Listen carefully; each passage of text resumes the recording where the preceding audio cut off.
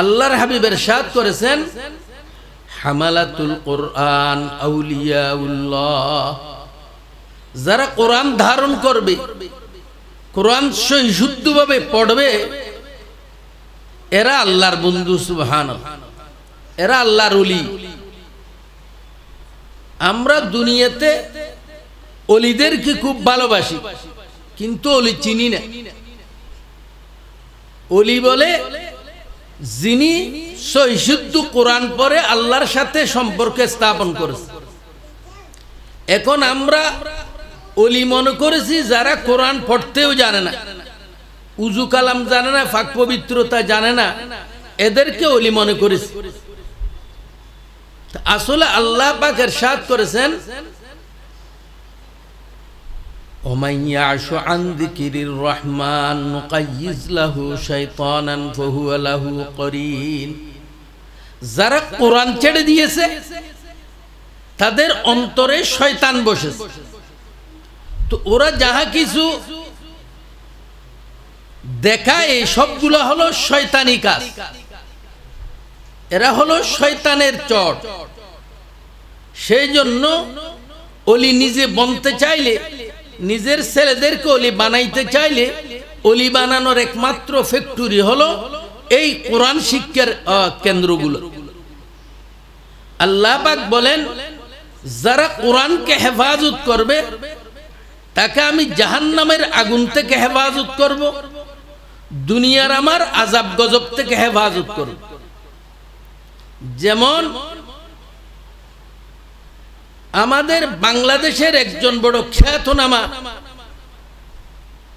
রাজনীতিবিদ শেরে বাংলা একে ফজলুল হক, যারা বাংলা শিক্ষিত তারা চিনে। তিনি কোরআনকে খুব হেফাজত করতেন, কোরআনের সম্মান করতেন। তার জীবনীর মধ্যে আছে তিনি যখন একদা, তখন তো গোড়া বাংলাদেশ, ভারত, পাকিস্তান এক দেশ ছিল, তাকে বাংলাদেশ থেকে ক্যালকাটা যেতে হচ্ছে। তখন যাওয়ার একমাত্র পথ ছিল রেল। তিনি রেলে যাওয়ার জন্য রেল স্টেশনে গিয়ে মাল সামানা রেখে, তার একজন কর্মচারী খাদেম ছিল, তাকে কানে রেখে বলে যে একটু দাঁড়াও, আমি একটু হাজত ছেড়ে আসি। এই অবস্থা রেলে এসে গেছে। এখন খাদেম তিনি আসার আগে তার মালপত্র উঠিয়ে ফেলেছে। তিনি এসে দেখলেন মালপত্র উঠেছে, কিন্তু তার কোরআন শরীফটা উঠায়নি। তার একটা নিয়ম হলো যে কোনো জায়গায় যাবে কোরআনকে আগে রাখতে হবে, কোরআন আগে উঠাইতে হবে, এরপর অন্য মাল। তোমরা আমার কোরআন না উঠানোর পূর্বে মাল উঠানেন কেন? এগুলো সব নামিয়ে ফেলো। তিনি অর্ডার দিলেন, সব মাল নামিয়ে ফেলা হলো। তিনি বলেন এই গাড়িতে আমি আর যাব না। সেই গাড়িটা চলে গেছে। তিনি ফরের গাড়িতে করে গিয়েছে। প্রথমে কোরআন উঠানোর পর তিনি অন্যান্য মাল উঠিয়েছে। ফরিসে যে জানা গেল আগের গাড়িটা কিছু দূর গিয়ে এমন ভাবে অ্যাক্সিডেন্ট করেছে, যারা ছিল সবাই মৃত্যুবরণ করেছে। তিনি একমাত্র কোরআনকে হেফাজত করার কারণে আল্লাহ পাক তাকে সেই মৃত্যুর পথ থেকে বাঁচিয়ে ফেলেছে। সুবহানাল্লাহ। এটা হলো কোরআনের মুআজিজা। ওই কোরআন আল্লাহর হাবিবের যুগে যেভাবে মুআজিজা ছিল, এখনো কোরআন টিকে আছে, কিন্তু আমরা কোরআনকে সেইভাবে মানতেছি না। কোরআনকে যদি কোরআনের মতো করে পড়তে জানি, কোরআনের মতো করে আমল করি, এখনো এই কোরআন যারা ধারণ করবে তার থেকে আল্লাহ পাক এমন কারামত বের করবে যা আগের নবীর যুগে বের হয়েছে। সেই জন্য এই কোরআনের গুণ, এই কোরআন যার মধ্যে থাকবে তাকে সত্যিকারের আমল যদি তাকে দুনিয়ার আগুনও জ্বালাইতে পারেন। কিতাবের মধ্যে এসেছে মোগল সম্রাটের আমলে একবার এক ফাদুরি এই ভারতবর্ষে এসে সে ধুমধার তকরির করতেছিল যে একমাত্র খাঁটি ধর্ম হলো খ্রিস্টান ধর্ম। নাউজুবিল্লাহ। আমি তার জন্য একটা চ্যালেঞ্জ দিলাম, তোমরা আসো তোমরা মুসলমানদের কাছে আমার চ্যালেঞ্জ, আমার বাইবেলও থাকবে, কোরআনও থাকবে, উভয়টা আগুনের মধ্যে দিব, যেটা সঠিক সেটা জ্বলবে না, যেটা বেঠিক সেটা জ্বলে যাবে। এখন উলামায়ে কেরাম দ্বিধাদ্বন্দ্বে পড়ে গেলেন, কোরআন তো কাগজের মধ্যে, আগুনে দিলে পড়ে যাবে, এখন কি করা যায়? সেই যুগে ছিল হযরত শাহ আব্দুল আজিজ দেহলভী রাহমাতুল্লাহ আলাইহি। উলামায়ে কেরাম তার কাছে যোগাযোগ করলেন, হুজুর এক খ্রিস্টান এসে তো আমাদেরকে বড় বিভেদে ফেলাই দিছে, এখন কি করা যায়? সে এরকম চ্যালেঞ্জ দিছে। হুজুর বলেন তাকে অপেক্ষা করতে বলেন, আমি আসতেছি। হযরত শাহ আব্দুল আজিজ দেহলভী রাহমাতুল্লাহ আলাইহি চলে আসলেন। তিনি ফাদরিকে বললেন, তুমি কি বলতেছো? হয়তো আমি বলি কোরআন সত্য না বাইবেল সত্য, তার একটা পরীক্ষা হোক। ও কিভাবে? হয়তো আগুন প্রজ্বলিত করব, কোরআন আর বাইবেল আগুনে দিব, যেটা সঠিক সেটা জ্বলবে না, যেটা বেঠিক এটা জ্বলে যাবে। হুজুর বলে না, এরকম না। হয়তো কি রকম? হয়তো এক কাজ করো, তোমার বাইবেল তোমার বুকে বাঁধো, আমার কোরআন আমার বুকে বাঁধবো, কোরআন কোরআনওয়ালা, বাইবেল বাইবেলওয়ালা আগুনে জাপ দিব, যেটা সত্য সেটা থাকবে। তখন কিন্তু ফাদুরি হতভম্ব হয়ে গেল, তার মুখে আর কোনো জবাব নেই। শেষ প্রান্তে সেই শিকার গেল যে আসলে সে আসার জন্য তার বাইবেলের মধ্যে ফুট দিয়ে এনেছে, আগুনে দিলে যেন পোড়ানো যায়, কিন্তু তার শরীরে তো আর ফুট দেয় নাই। তা আগুনে জাপ দিলে তো সে পুরো যাবে, সে ভয়ে আর জাপ দেয় না। কিন্তু শাহ আব্দুল আজিজ দেহলভী রাহমাতুল্লাহ আলাইহি বলেন, আমার ইয়াকিন, আমি যখন কোরআন নিয়ে জাপ দিব কখনো আগুন আমাকে জ্বলাইতে পারবে না। সুবহানাল্লাহ। সেই জন্য এই কোরআন যদি ধারণ করা হয়, হাদিসে পাকের মধ্যে এসেছে, হাফেজ কোরআনকে যখন কবরে দেওয়া হয়, আল্লাহ পাক মাটিকে ডাক দেয়, হে মাটি সাবধান, আমার বন্ধু কবরে গেছে, যেন আমার বন্ধুর গায়ের মধ্যে কোনো প্রকারের আচর না লাগে। সুবহানাল্লাহ। সেই জন্য আল্লাহর হাবিবের সাথ করেছেন, একজন হাফেজ কোরআন যেখানে দফন করা হবে, প্রতিটি তার কবরের চতুর্দিকের 7টি করে কবরের আযাব বন্ধ করে দেয়। সুবহানাল্লাহ। যদি কাফের হয় তাদের আযাবের মধ্যে লাঘব করে দেয়, আর ইমানদার হলে তো তাদের আযাব বন্ধ করে দেয়। সুবহানাল্লাহ। আর এই কোরআনকে যে যত বেশি ভালোবাসবে, আল্লাহ পাক তাকে তত বেশি হেফাজত করবে। হযরত বদর আলম মিডলটির সাহেব রাহমাতুল্লাহ আলাইহি, শাহ আনোয়ার সাহেব কাশ্মীরি রাহমাতুল্লাহ আলাইহির শাগরিদ, তিনি মদিনা শরীফে মক্কা শরীফে ইন্তেকাল করেছেন। এখানে ইন্তেকাল করলে কবরের মধ্যে রাখা হয়, উপরে একটা ঢাকনা দেওয়া হয়, কয়েক বছর পর ওই লাস্টে যখন ফুসে গলে যায়, এটাকে এক সাইডে রেখে আবার আরেকটা এখানে দফন করা হয়। এখন 2-5 বছর পর তার কবর যখন খোলা গেল, দেখা যায় তার কফনের মধ্যে কোনো প্রকারের দাগেই লাগে নাই। সুবহানাল্লাহ। যেন এখন দফন করা হয়। তখন তারা আবার ডেকে দিয়েছে, আবার 5 বছর পরে আবার খুলে দেখে আগের মতো। সুবহানাল্লাহ। তখন তারা হুঁশ নিয়ে দেখলেন, তার বাড়ির মধ্যে জিজ্ঞেস করলেন, ইনি করত কি? বলে যে তিনি কোরআনকে বেশি সম্মান করত, এমনকি ছোট শিশু যদি কোরআন পড়েছে তার দিকেও কোনোদিন পা টেনে নাই, আর কোরআনকে কখনো নিচে রাখে নাই, সব সময় উপরে রেখেছে। তখন উলামায়ে কেরাম বললেন, একমাত্র এই কোরআনের হেফাজতের কারণে আল্লাহ পাক তাকে হেফাজত করেছেন। সুবহানাল্লাহ। তাই সেই জন্য এই কোরআন পৃথিবীর বুকে এর চেয়ে দামি জিনিস আর কিছু নেই। মানুষকে মানবতা দান করেছে এই কোরআন। আল্লাহ পাক ইরশাদ করেন, কোরআন আগের আসার পূর্বে ওয়াইন কানু মিন ক্বাবলু লাফি যালালিম মুবিন, সবাই গোমরাহ পথভ্রষ্ট, গাছপাছ চন্দ্র সূর্য পূজারী ছিল। আল্লাহর হাবিবের মাধ্যমে আল্লাহ পাক লাকাদ মান্নাল্লাহু আলাল মুমিনিন ইয বা'সা ফীহিম রাসূলাম মিন আনফুসিহিম ইয়াতলু আলাইহিম আয়াত। সর্বপ্রথম আল্লাহর হাবিবকে যে 4টি দফা দিয়ে দুনিয়াতে প্রেরণ করেছিলেন, প্রথম দফা ছিল তেলাওয়াতে কোরআন। এই তেলাওয়াতে কোরআনের মাধ্যমে মানুষের অন্তর পরিষ্কার হয়ে গেছে, আল্লাহ ব্যতীত সবকিছু কলব থেকে দূরীভূত হয়ে আল্লাহর কলবের মধ্যে আল্লাহর মহাব্বত সৃষ্টি হয়েছে। সুবহানাল্লাহ। তাই গোমরাহ থেকে মানুষকে বাঁচানোর একমাত্র পথ হলো সহিশুদ্ধ কোরআন তেলাওয়াত। হাদিসের মধ্যে আছে ফেরেশতারা কোরআন পড়তে জানেন একমাত্র জিবরিল আর ইসরাফিল ব্যতীত। তাই বান্দা যখন সঠিকভাবে কোরআন তেলাওয়াত করে ফেরেশতারা চতুর্দিকে তাকে ঘিরে ধরে সুবহানাল্লাহ। তাই এই কোরআন তেলাওয়াত আকাশ থেকে রহমতের ফেরেশতা জমিনে নেমে এসে সুবহানাল্লাহ। আর আমরা দুনিয়া থেকে আকাশের তারা নক্ষত্র দেখি, ফেরেশতারা আকাশ থেকে দুনিয়াতে ওই ঘর থেকে যে ঘরের মধ্যে কোরআন তেলাওয়াত হয় সুবহানাল্লাহ, তাই সেখানে আল্লাহ পাক রহমত বর্ষণ করে। তাই আমরা এই রকম প্রতিটি ঘরে যেন কোনো একটা ইমানদারের ছেলে যেন কোরআন পড়তে না জানে এরকম না থাকে। আল্লাহ পাকের বড় মেহেরবানি, এই এলাকার মধ্যে আমার ভাই মাওলানা শাহেদ সাহেবকে আল্লাহ পাকের মর্যাদা আল্লাহ পাক ঠিক করে দিয়েছেন। এই রকম যে একটা ব্যবস্থা করেছেন, একটা শিশুকে পড়ানোর জন্য দেখা যায় স্কুলের মধ্যে মাথা ফিতে গিয়ে কতক্ষণ দাঁড়িয়ে থাকে, কত যে কষ্ট করে এই দুনিয়ার শিক্ষার জন্য।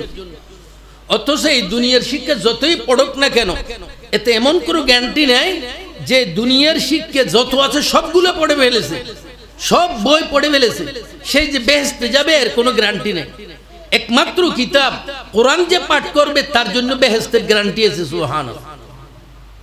সেই জন্য এই রকম একটা কোরআন পড়ার যে একটা স্থান, এই স্থানটা আল্লাহ পাকের নির্বাচিত। আল্লাহ পাক এখানে রহমত নাযিল করেন, এর চতুর্পার্শ্বের মানুষকেও আল্লাহ পাক কোরআনের বদৌলতে আযাব গজব থেকে রক্ষা করবে। সেই জন্য আমরা প্রত্যেকে চেষ্টা করি প্রত্যেকের বিল্ডিং এ যেন একটা হলেও হেফজুল কোরআন মাদ্রাসা আমরা করতে পারি, আমাদের প্রত্যেকটা শিশুকে যেন কোরআন তেলাওয়াত শিখাইতে পারি। এখন অনেক মুসলমানের ছাত্র ইঞ্জিনিয়ার হয়েছে, ব্যারিস্টার হয়েছে, কিন্তু কোরআন পড়তে জানেন। তো কোরআন পড়তে না জানা মানে সেই মুসলমান নামে সে কাজের মুসলমান না। মুসলমান হলে তাকে কোরআন পড়তে জানতে হবে।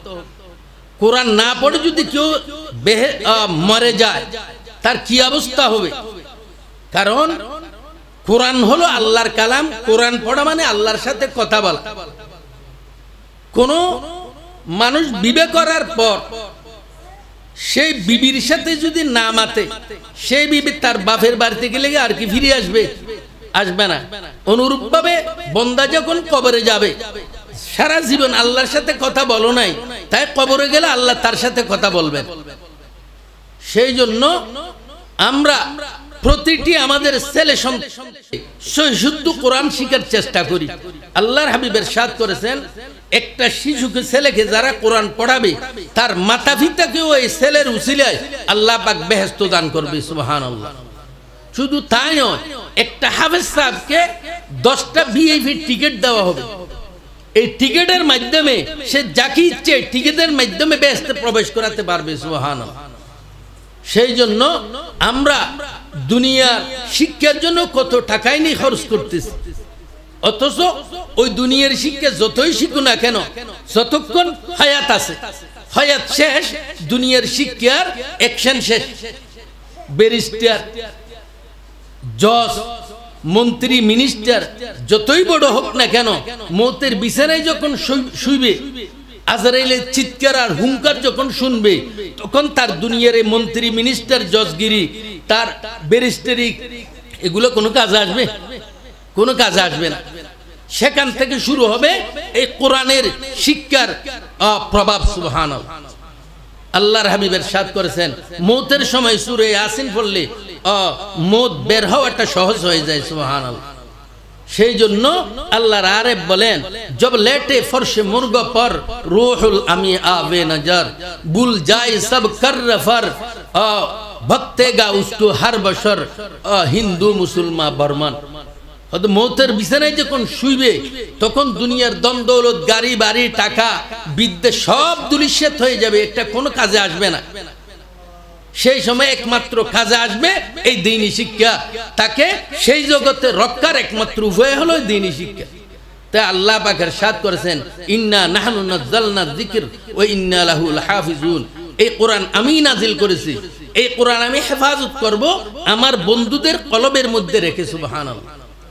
তা আল্লাহ যখন কোরআন হেফাজত করবে তো কোরআন যে পাত্রের মধ্যে থাকবে তাকেও হেফাজত করতে হবে না?